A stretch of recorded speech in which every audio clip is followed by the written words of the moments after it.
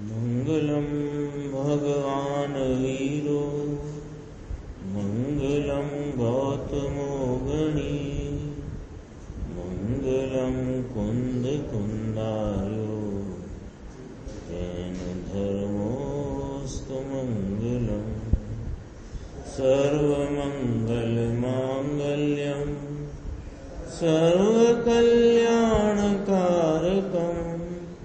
प्रधानम सर्वधर्माणां जन्म जयतु शासनम। मैं नमो तीर्थनायक को, नमो ओंकार वाणी को, नमो उन कुंद प्रभु को जिन्होंने ओंकार धारण की। अहो उपकार जिनवर का, कुंद का दिव्य वाणी का, जिन कुंद ध्वनि दाता उन कहान स्वामी का। रमियूण जिणम वीरम अनंत वर्णान दंसन सहावम भोक्ष्याम्यहं सारम केवली शुद्ध केवली भणिदम्।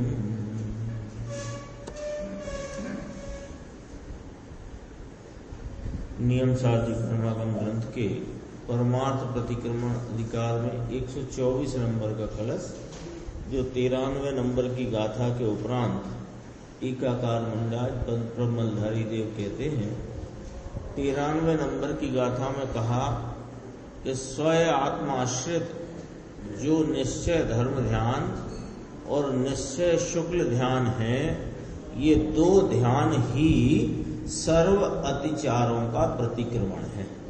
सर्व अतिचार माने सर्व प्रकार के दोषों का प्रतिक्रमण है।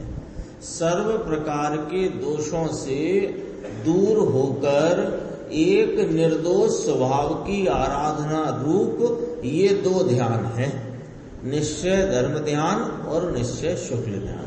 ये चर्चा यहाँ पर अपनी 93 नंबर गाथा में आई थी। अब 124 कलश है, पेज नंबर है अपना 485। शुक्ल ध्यान प्रदीपोऽयं यस्य चित्तालय बभौ स योगी तस्य शुद्धात्मा प्रत्यक्षो भवति स्वयं। अब इस 93वीं गाथा की टीका पूर्ण करते टीकाकार मुनिराज श्लोक कहते हैं। श्लोकार्थ है, यह शुक्ल ध्यान रूपी दीपक जिनके मनोमंदिर में प्रकाशित हुआ है वे योगी है।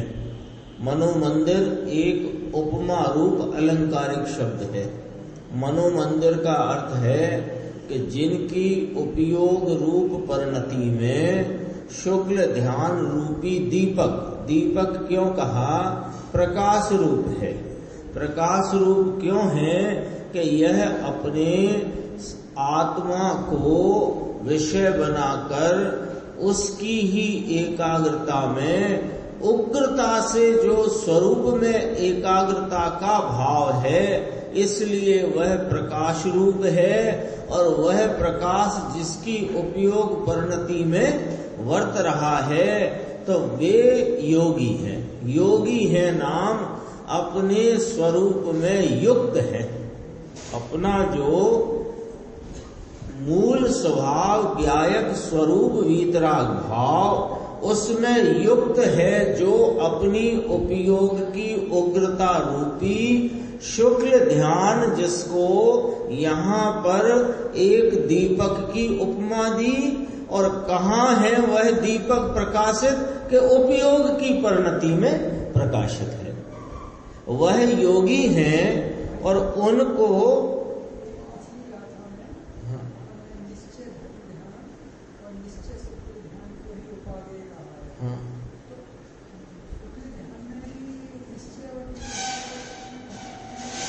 ऐसे तो अपन पहले इसमें चर्चा आ चुकी है, शुक्ल ध्यान में निश्चय व्यवहार नाम का भेद पड़ता नहीं है ना, पड़ता नहीं है। लेकिन यहाँ जो टीकाकार मुनिराज हैं, उन्होंने निश्चय धर्म ध्यान के साथ जब निश्चय शुक्ल ध्यान की बात कही ना, तो उसमें भी निश्चय विशेषण का प्रयोग किया। ये कई बार ऐसे प्रयोग यूं करने पड़ते हैं कि किसी प्रकार की भ्रांति न रह जाए। ये लिया है ना, देखो टीका में, देखो संस्कृत टीका 93 गाथा। क्योंकि शुक्ल ध्यान उसी ही ध्यान की उग्रता का नाम है। अब कोई गलती से ये समझ ले कि ये 5 महाव्रत आदि जो व्यवहार धर्म ध्यान है, इसी की उग्रता को शुक्ल ध्यान कहते हैं, ऐसा कोई भ्रांति न रह जाए। यद्यपि कि यदि अपन देखें तो व्यवहार धर्म ध्यान तो कोई है नहीं वास्तव में, वो तो पराश्रित है। तो पराश्रित होने से धर्म ध्यान नाम तो पाता नहीं, लेकिन धर्म ध्यान ही के होता है किस स्थिति में, कि जब अल्प रूप से वे धर्म ध्यान, शुक्ल ध्यान की अपेक्षा तो अल्प है ना धर्म ध्यान, तो धर्म ध्यानी के इस प्रकार के जो परिणाम होते हैं, तो उन परिणामों को यहाँ पर कहने में आया। देखो इसमें क्या है, टीका है 476 पेज, यहां से देखना,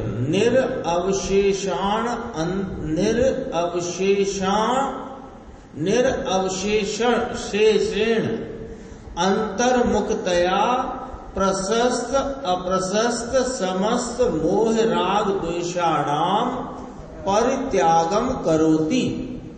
तस्मात् इसलिए स्वयं आत्म आश्रित निश्चय धर्म शुक्ल ध्यान द्वितीयमेव ही आ गया ना, मेव सर्व अतिचाराणाम प्रतिक्रमण मिति। तो ये एक बार ही कहा है संस्कृत में, देखो स्वयं, आदि दीपक जैसा उसका प्रयोग करके निश्चय धर्म ध्यान और निश्चय शुक्ल ध्यान, ऐसा वहां कथन करने में जब उसकी हिंदी करी गई ना, तो स्वयं आत्म आश्रित निश्चय एक बार लिया आदि दीपक रूप से, फिर धर्म डैश शुक्ल, तो धर्म ध्यान शुक्ल ध्यान दो को कहा। तो वह निश्चय शब्द का प्रयोग दोनों में करके ये कहा कि ये सर्व अतिचार के प्रतिक्रमण स्वरूप है।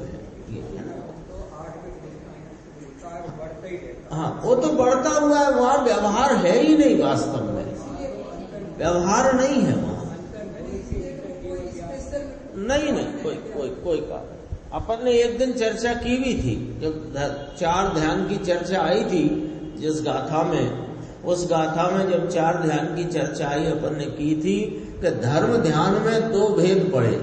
एक धर्म ध्यान जो वास्तविक है यथार्थ, और एक कहने का व्यवहार धर्म ध्यान है ना। और इसमें जो है शुक्ल ध्यान में वास्तव में कोई भेद पड़े ऐसा है नहीं, क्योंकि स्वयं आत्माश्रित। अब उसमें चूंकि टीका में स्पष्ट लिख दिया गया है कि स्वयं आत्म आश्रित निश्चय धर्म शुक्ल ध्यान रूप जो परिणति है, वह सर्व अतिचारों के प्रतिक्रमण रूप है। कह ही दिया टीका में, अपन ने देख लिया। उसका अर्थ ये नहीं कि कोई व्यवहार बाकी रह गया है, वो तो निश्चय माने यथार्थ पने का ही वहां पर पुष्टि करी गई है, यथार्थ ही है। स्वयं आत्माश्रित कह दिया ना पहले, आशय में अपने को स्पष्ट है।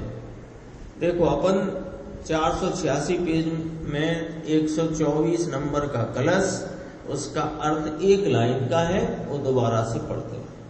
यह शुक्ल ध्यान रूपी दीपक जिसके मनोमंदिर में प्रकाश्यो माने प्रकाशित हुआ है, वह योगी है। और योगी को क्या फल मिलता है? जो अपने उपयोग से स्वरूप में युक्त पने वर्तते हैं, तो क्या फल मिलता है?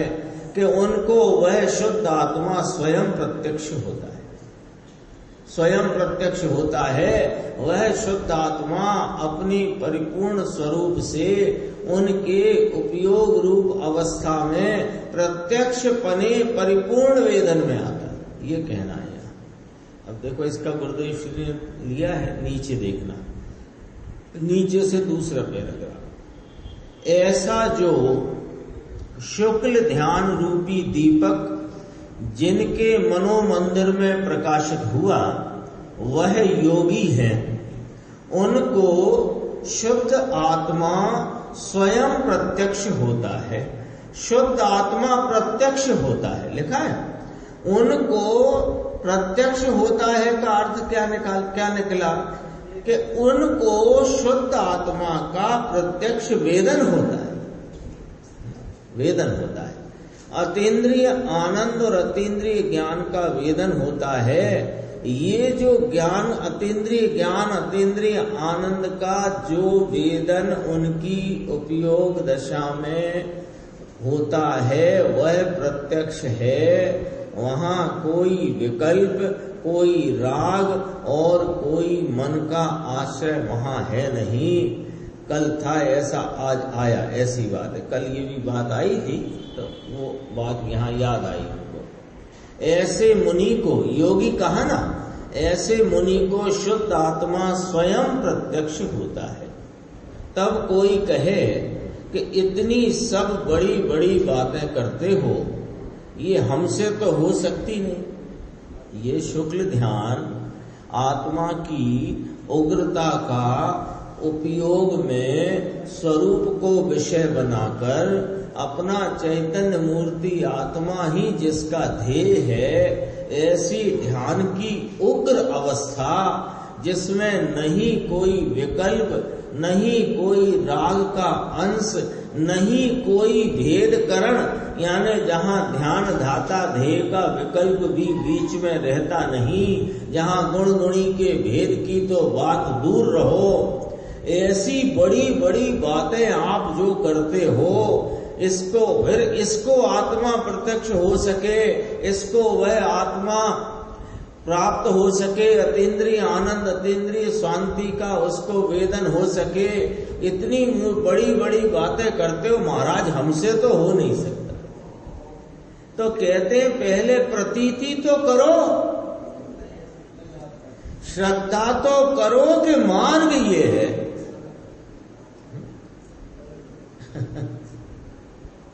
कैलाश पर्वत है ना, कैलाश पर्वत अभी थोड़ा हिंदुस्तान के आगे की सीमा में निकल गया है, अभी वर्तमान परिसीमन के हिसाब से। अब वहां का रास्ता थोड़ा दुर्गम भी है, टेढ़ा मेढ़ा भी है, अब कुछ लोग कहते सुगम हो गया है, जो भी है। तो कोई कहे कि साहब वो कैलाश पर्वत हमारे आदि तीर्थंकर आदिनाथ भगवान की निर्माण भूमि, वहां हमारे जाने का मन है, इच्छा है यात्रा की, किसको न होगा भाव हुआ है। लेकिन अब वो रास्ता बड़ा दुर्गम है, अथवा कठिन है, अथवा अब हमारी अवस्था नहीं है, नहीं जा सकते। तो उससे कहेंगे भैया रास्ता तो यही है, अब जा सकते हो कि नहीं जा सकते, ये अलग बात है। इसका मतलब ये तो नहीं हो जाएगा कि रास्ता बदलकर कोई सरल कर दिया जाएगा। तो जो जैसा है, आत्मा कैसे करके केवली भगवान की उपयोग दशा में उनको परिपूर्ण, उनके ज्ञान में परिपूर्ण प्रत्यक्ष वर्तता है, तो वह उसको प्रत्यक्ष वर्तता है, कोई वरदान प्राप्त नहीं हुआ है। उन्होंने स्वयं अपने स्वभाव को पहचान कर उसकी आराधना, उसकी एकाग्रता, उसकी लीनता, उसकी तल्लीनता में वर्तते वर्तते उस परम शुक्ल ध्यान की दशा में वर्तन करके उस आत्मा को अपनी परिणति में परिपूर्ण प्रत्यक्ष किया है, और यही मार्ग है। तो साहब ये तो बड़ी बड़ी बड़ी मोटी और कठिन बात है, मोटी नाम बड़ी कठिन बात है, तो कैसे करें कि कैसे करोगे ये बात सब इसमें समझ में आएगी, लेकिन प्रतीति करोगे मार्ग यही है। अब इतना तो नहीं हो सकता एकाग्रता वगैरह का, तो हम कुछ बाहर क्रिया कांड का कार्य कर लेते हैं, शायद उधर से कोई रास्ता मिल जाएगा। इसलिए यहाँ पर इतनी बात कही, हमसे हो नहीं सकता तो कहते हैं लेकिन पहले प्रतीति तो करो, श्रद्धा तो करो कि मार्ग यह है, इसके सिवाय कोई मार्ग है नहीं।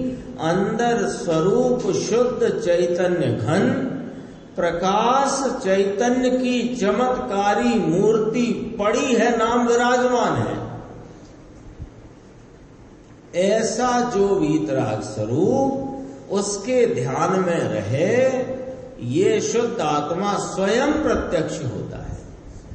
इसको अंदर स्वयं प्रत्यक्ष होता है। प्रत्यक्ष आत्मा यानी पर्याय में प्रत्यक्ष जानने में आता है, इसको परोक्ष होता नहीं।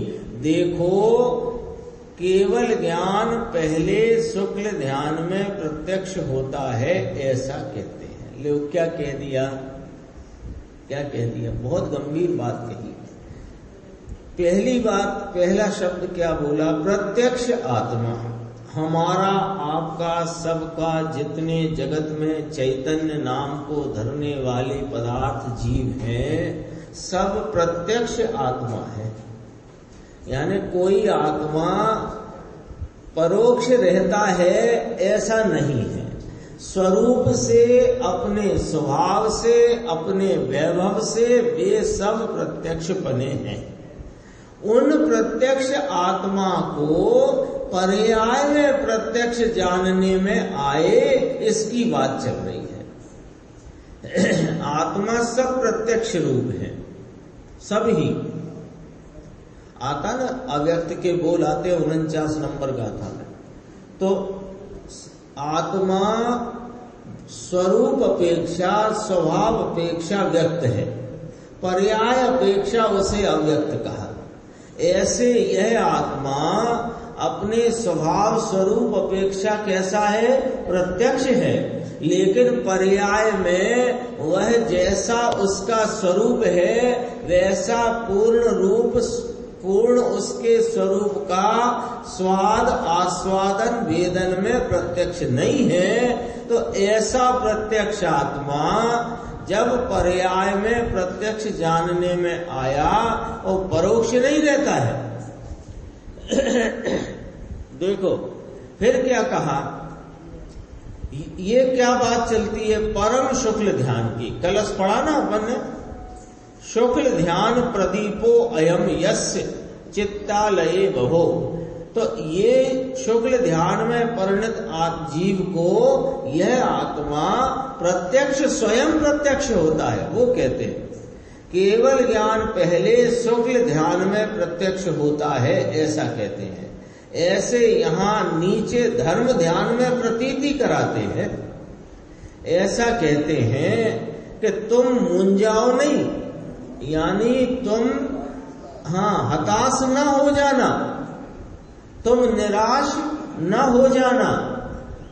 ऐसी वस्तु हो सकती है, क्यों कि ऐसी है, इसका स्वरूप है, इसकी विधि है, उस विधि से यह त्रिकाल प्रत्यक्ष रहा हुआ आत्मा पर्याय में परिपूर्ण प्रत्यक्ष वेदन में आ सकता है, हो सकता है। इसकी प्रतीति करो, इसकी प्रतीति धर्म ध्यान में कराते।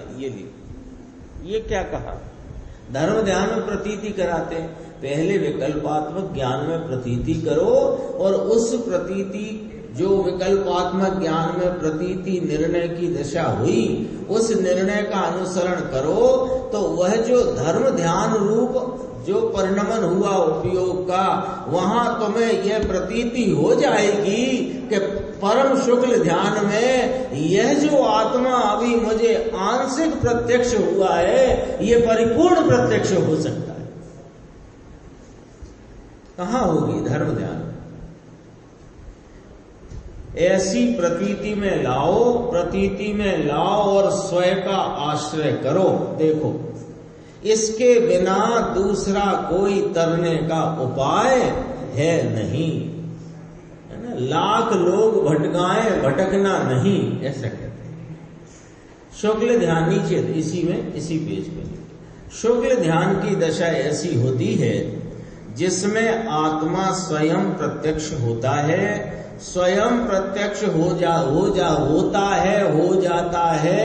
ऐसी प्रतीति तो करो, श्रद्धा में तो लियो, न बन सके ऐसा न मानना नहीं हो सकता। कैसे होएगा? पांचवा काल है, भरत क्षेत्र है, गरीब क्षेत्र है, हमारे तो कुछ है नहीं, अभी तो मच्छर काट जाए तो परेशान हो जाते हैं। कहां कहां देख रहे हो, कहां कहां देख रहे हो?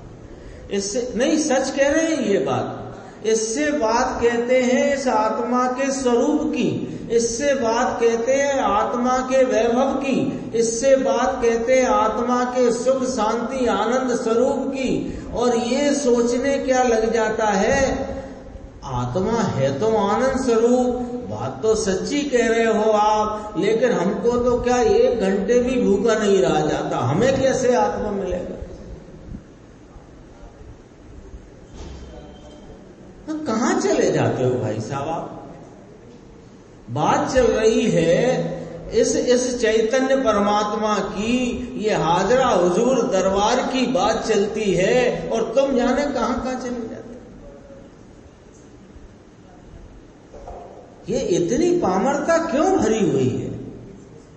ये ऐसा प्रभु तुम मौजूद हो, विद्यमान हो, अनंत ज्ञानी, इस स्वरूप की घोषणा करते हैं, ऐलान करते हैं कि ऐसा परम पदार्थ, परमात्म स्वरूप, परम पारनामिक स्वरूप, आनंद का भंडार हमने अपनी परिणति में निहारा है, आस्वादन किया है। तुम भी करो।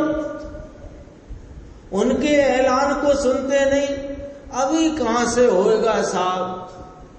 जरा नींद नहीं लगती है तो दिन भर खराब हो जाता है, जरा घंटे भर की भूख सहन नहीं होती हमसे कैसे होगा? अरे भाई साहब, कहां चले गए आप? बात किसकी चल रही थी? भूख प्यास की और इसकी नहीं चल रही थी, इसके अनंत वैभव की बात चल रही थी। अरे उसको याद करके हर्षित क्यों नहीं हो जाते हो? और ज्ञानी जन ऐलान करते हैं, यहां जो ऐलान कर रहे हैं कि हमने अपने धर्म ध्यान में यह प्रतीति कर ली है कि शुक्ल ध्यान की दशा में यह आत्मा स्वयं प्रत्यक्ष होता है, अनंत जीवों को हुआ है, हमको भी होगा, आपको भी होगा। प्रतीति क्यों नहीं करते हो ऐसे? एक एक कलश बहुत गंभीर मुनिराज, टीकाकार और सूत्रकर्ता आचार्य सब बहुत अच्छी अच्छी बातें अपने को साहस बढ़ाने की करते हैं। साहस बढ़ाने की करते हैं तो साहस बढ़ाओ। साहस न बढ़ा करके भाग जाने जैसे काम न करो, है ना। फौज होती है ना, फौज में वो कमांडर होते हैं, तो वो सबको परेड कराते ना, तो उनसे वार्तालाप करते हैं, उन्हें एक तो वार्म अप भी करते हैं और मानसिक रूप से भी उनका साहस संबल बढ़ाते हैं। तो वो संबल बढ़ाते हैं तो उस शौर्य को अंदर वे अपने में महसूस करते हैं और उस शौर्य से सीमा पर काम करते हैं। कोई हो तो उधर परेड चल रही है और अंदर से ढीला पड़ गया तो पीछे के पीछे लौट जाता है। तो जो पीछे लौट जाता है उसे क्या कहते हैं फौज में? भगोड़ा, कायर। तो अपन को थोड़ी कायर पना करना।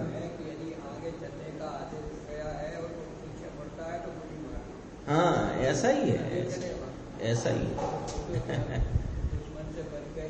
शौर्य जगाना है अंदर, पामरता मिटानी है। अनादि से पामरता में पड़े पड़े क्या किया? 4 गति में धक्के खाए हैं, और ज्यादा नहीं, बहुत 15 या 16 पदों में तो 6 डाला में सब कह दिया, सबको याद है। जब कभी घबराहट हो तो याद कर लेना।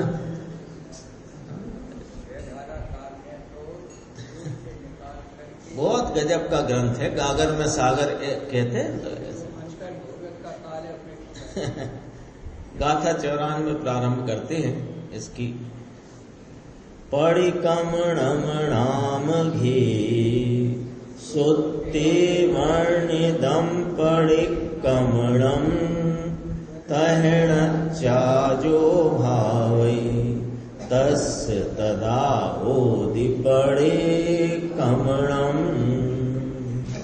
प्रतिक्रमण नामक सूत्र जम वर्णव्यू प्रतिक्रमण नित्यम जानी भावे भावना तेने सदा प्रतिक्रमण छे। देखो टीका की पहली 2 पंक्ति में उत्थानिका के रूप में जो दी है अपन पढ़ते हैं। यहां नाम इस गाथा सूत्र में व्यवहार प्रतिक्रमण का सफलपना कहा है। यहां व्यवहार प्रतिक्रमण को सफल बताया है। सावधानी से सुनना बात। व्यवहार प्रतिक्रमण का सफलपना कहा है, जो आचार्य परमात्मा कुंद भगवान ने 2 गाथाओं के पहले, अभी ये कलश इसके पहले कहा कि ये जो शुभ भाव है, ये जितना भी शुभ भाव है वो अतिक्रमण रूप है, घोर संसार का मूल है, कहा था ना। और वही कहते हैं, इसलिए जरा आराम से समझना, एकदम जल्दबाजी का काम नहीं है। व्यवहार प्रतिक्रमण का यहाँ इस सूत्र में सफलपना कहा है, यानी द्रव्य श्रुतात्मक प्रतिक्रमण सूत्र में वर्णन किए हुए प्रतिक्रमण को सुनकर जानकर सकल संयम की भावना करना, वह ही व्यवहार प्रतिक्रमण का सफलपना सार्थकपना है, ऐसा इस गाथा में कहा है। और पहले उत्थानिका समझ लेते हैं अपन। व्यवहार प्रतिक्रमण किसे कहा यहाँ पर? पहले देखो कि द्रव्य श्रुतात्मक प्रतिक्रमण सूत्र, जो प्रतिक्रमण सूत्र है उसमें जो वर्णन किया है, जो यह इस प्रकार का कृत दुष्कृत हो मिथ्या हो मिच्छामि दुक्कड़म, ये प्रतिक्रमण सूत्र है ना। तो ये रचना करी है आचार्य भगवंतों ने, तो उस रचना में जितना वर्णन किया गया है उसको जानना, सुनना, सांवड़ी ने जानी ने, सुन करके जान करके करना क्या? प्रतिक्रमण के कार्य में ही लगना कि ना, उसको सुनकर जानकर सकल संयम की भावना करना, ये है उसमें सफलपना लिखा है ना। हाँ,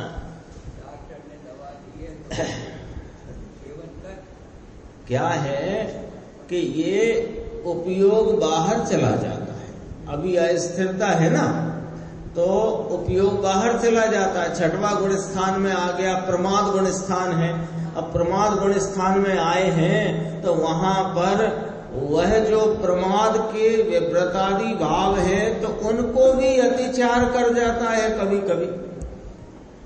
तो पहले वहां से सिमट करके आकर के इधर तक आना कि जो दोष व्रतादि आदि में लगे हैं उनको सुनकर जानकर फिर करना क्या कि उनमें और सावधान होना कि नहीं, वो असावधानी छोड़कर स्वरूप में सावधान होना, इस प्रकार उसका सफलपना।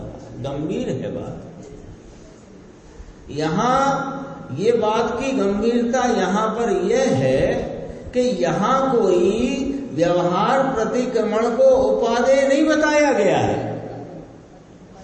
नहीं तो एकदम झंडा लेके खड़े हो जाओ, बल्ले बल्ले वो आगे आगे। हम तो पहले ही कह रहे थे, आखिर में तो कहना ही पड़ा ना। समझो बात को, समझो कि छठवें गुण स्थान से कहां आते हैं मुनिराज? सातवें गुण स्थान में। ध्यान की बात चल रही थी अभी, और सातवें गुण स्थान धर्म ध्यान रूप है, और उसमें ही जब उग्रता को प्राप्त करते हैं तो श्रेणी आरोहण करते हुए शुक्ल ध्यान में प्रवर्तन होता है। ठीक है। अभी जो कोई प्रमाद गुण स्थान की अवस्था हो, वहां क्या होगा? प्रमाद गुण स्थान माने छठवां गुण स्थान, उसमें क्या होता है? अपन विचार करके बोलो क्या होता है कि उसमें व्रतादिक का विकल्प होता है, और व्रतादिक के विकल्प में भी कभी थोड़ा उसमें भी अतिचार आदि दोष आ सकता है, आ सकता ना। तो अब स्वरूप में जाने के पहले वे अतिचार आदि दोषों से हटकर और फिर व्रतादिक को छोड़कर सकल संयम में परिणमन करते हैं। इस प्रकार यह व्यवहार प्रतिक्रमण यानी द्रव्य श्रुतात्मक प्रतिक्रमण सूत्र में वर्णन किए हुए प्रतिक्रमण को सुनकर जानकर जो कोई दोष हुआ हो उससे भी हटकर, और उससे भी हटकर आना स्वरूप में है। मूल बात ये देखो, अन्वयार्थ प्रतिक्रमण नाम के सूत्र में जिस प्रमाण से प्रतिक्रमण वर्णन करने में आया है, उस प्रमाण से जानकर जो भाते हैं किसको? अपने स्वरूप को, उनको तब प्रतिक्रमण है। प्रतिक्रमणम भवति। टीका की ऊपर की लाइन तो अपन पढ़ चुके हैं, नीचे देखना। समस्त आगम के सार असार का विचार करने में सुंदर चातुर्य, ऐसे ही गुण समूह को धरने वाले निर्यापक आचार्यों ने जिस प्रमाण से द्रव्य श्रुत रूप प्रतिक्रमण नामक सूत्र में प्रतिक्रमण को अति विस्तार से वर्णन किया है। कितनी बात करी? समस्त आगम के सार और असार का विचार करने में जो चतुर हैं, सुंदर चातुर्य, आचार्य भगवान समस्त आगम जिनेन्द्र परमात्मा द्वारा कहा हुआ, चार अनुयोगों में समाया हुआ जो आगम है, उसमें सार रूप क्या और असार रूप क्या, यानी उसमें कोई असार बातें लिखी है नहीं, उसमें सारपना किसका दिखाया है और असारपना किसका दिखाया है। ऐसे जो अपने चातुर्य से जान लेते हैं और जनाने में समर्थ हैं, ऐसा जिनके पास सुंदर चतुरपना है और गुण समूह को जो धरने वाले हैं, है ना, गुण संपन्न है, ऐसे आचार्यों ने प्रतिक्रमण नामक सूत्र में प्रतिक्रमण का वर्णन अति विस्तार से किया है। अब कहते हैं उस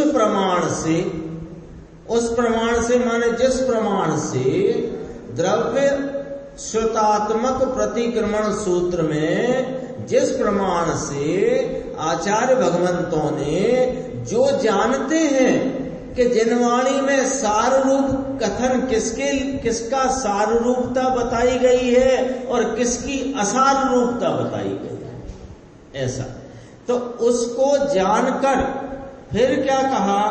जिन नीति को नहीं उल्लंघते हुए, अण उल्लंघतो, अण माने नहीं, जिन नीति को नहीं उल्लंघते हुए जो सुंदर चारित्र मूर्ति महामुनि, उस प्रतिक्रमण सूत्र में जो जितना विस्तार से सब वर्णन आया, उस वर्णन को जानकर सुनकर जो कौन है, सुंदर चारित्र मूर्ति है महामुनि, मुनियों के लिए विशेषण किया, मुनियों के लिए विशेषण किया, मुनिराजों के लिए क्या विशेषण किया, सुंदर चारित्र मूर्ति है।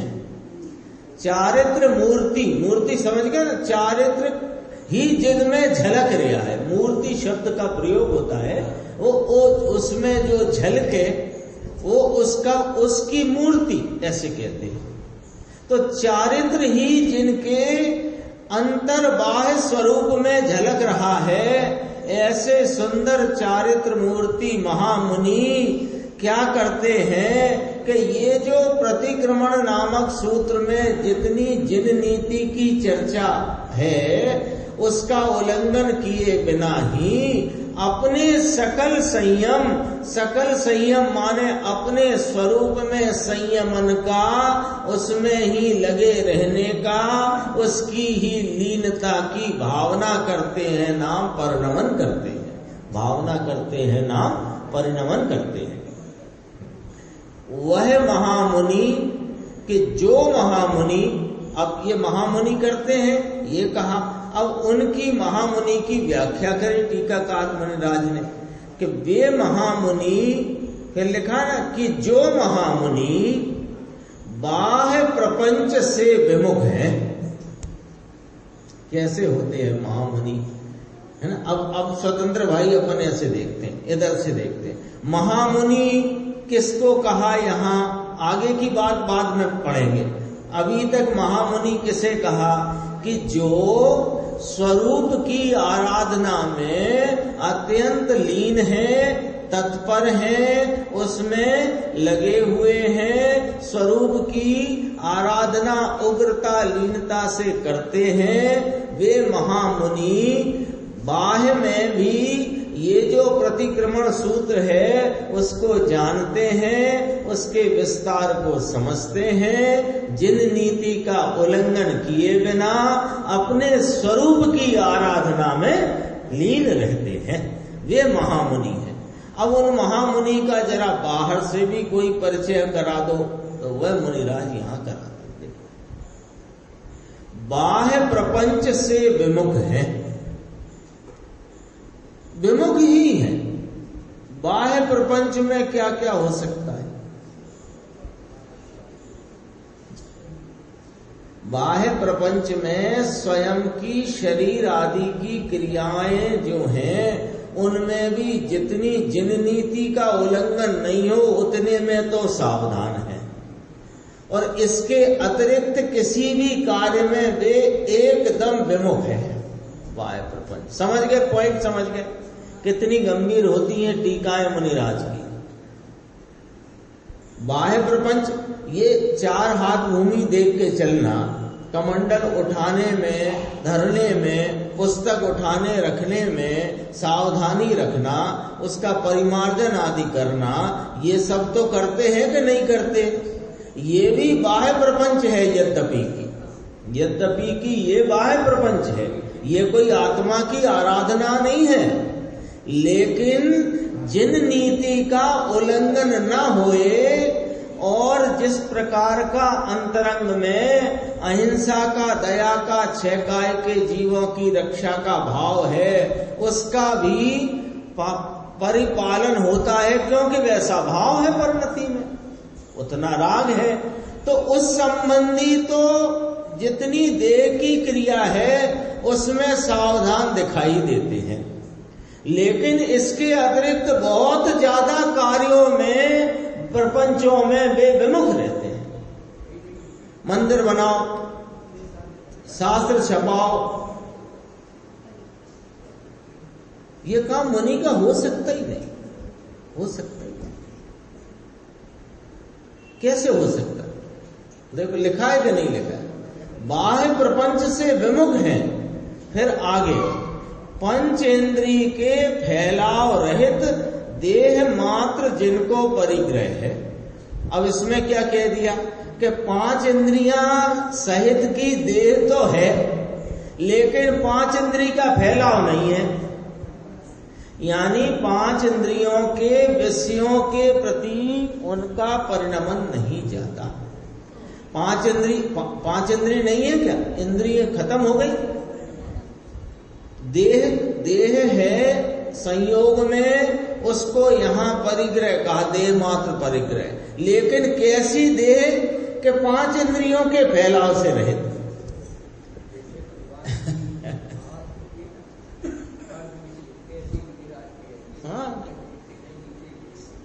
फैलाव नहीं 5 इंद्रिय का, माने 5 इंद्रिय के विषयों में वृत्ति जाती नहीं, इसका मतलब है विजय प्राप्त, उसमें उसके विषय उनके वृत्ति नहीं जाती। और परम गुरु के चरणों के स्मरण में आसक्त जिनका चित्त है, ऊपर इंद्रियों की बात करी, नीचे मन की बात करी चित्त से, के परम गुरु के चरणों के स्मरण में आसक्त जिनका चित्त है, और ऐसी देह मात्र जिसको परिग्रह, 2 बार लिया देह मात्र जिसको परिग्रह है। देह के साथ मन भी है और 5 इंद्रियां भी हैं। एक कथन में 5 इंद्रियों के फैलाव से रहित देह मात्र परिग्रह कहा, दूसरी बार वह जो मन है उस मन में भी अन्य कुछ नहीं, परम गुरु के चरणों की स्मरण, यानी वही बात विकल्प, वो भी विकल्प रूप है, वो भी विकल्प रूप, उतना परिग्रह है। और परम गुरु के चरणों के स्मरण में आसक्त जिनका चित्त है, उनको त्यारे उस काल में प्रतिक्रमण है। ये प्रतिक्रमण की व्याख्या यहाँ आई। गुरुदेव का व्याख्यान अपन आगे की स्वाध्याय में देखेंगे, और इसके बाद 2 कलश आएंगे, उनकी भी चर्चा आगे चलेगी।